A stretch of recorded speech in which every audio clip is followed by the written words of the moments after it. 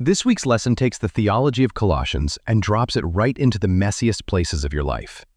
Your marriage, your kitchen table, your job, your conversations with people who don't believe what you believe. Here's the core idea. If your faith doesn't work at home, it doesn't work. Paul starts with what scholars call the household codes, Colossians 3:18 through 4:6, and he's deliberate about the order. Wives and husbands first, then parents and children, then the workplace, then prayer, then speech. Each one closer to the outside world, each one building on the last.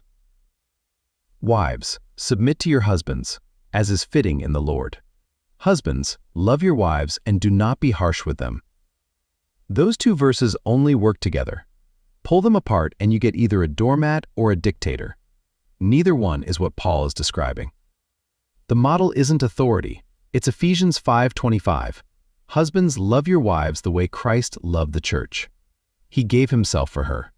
That's the template. Self-sacrifice, not control.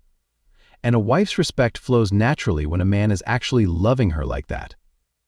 For parents, Paul says children obey, yes, but immediately adds, fathers, do not provoke your children lest they become discouraged. The Greek word there means to embitter. Harsh, critical, impossible-to-please parenting doesn't produce obedience. It produces kids who stop trying.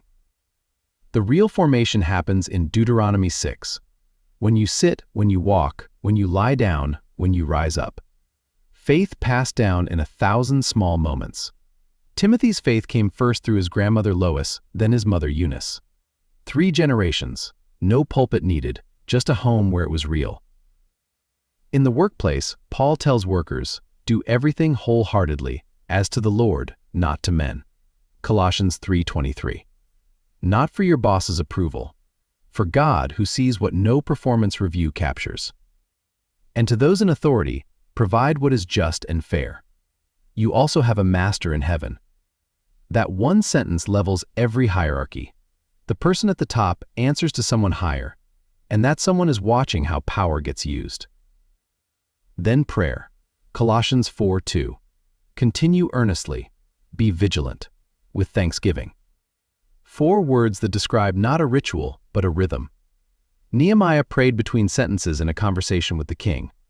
Ellen White wrote, let every breath be a prayer, not every quiet hour, every breath.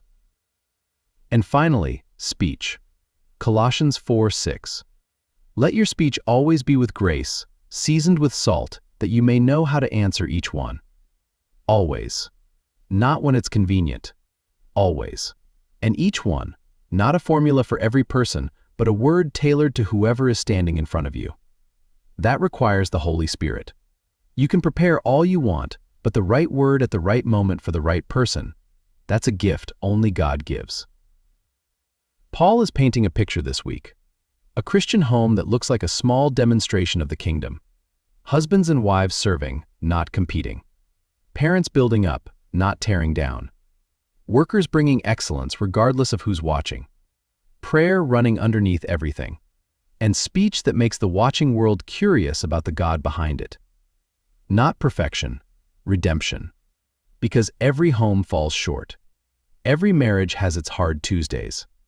The difference isn't the falling, it's whether you return to each other and to the one who makes all things new. The memory text one more time. Let your speech always be with grace, seasoned with salt, that you may know how you ought to answer each one. This week, pay attention to how you speak, at home, at work, to the person who doesn't yet believe. Your words are either making God easier to trust or harder. That's Lesson 12. If this helped, share it with someone in your study group, and we'll see you Sabbath for the full deep dive. God bless. Keep walking in wisdom.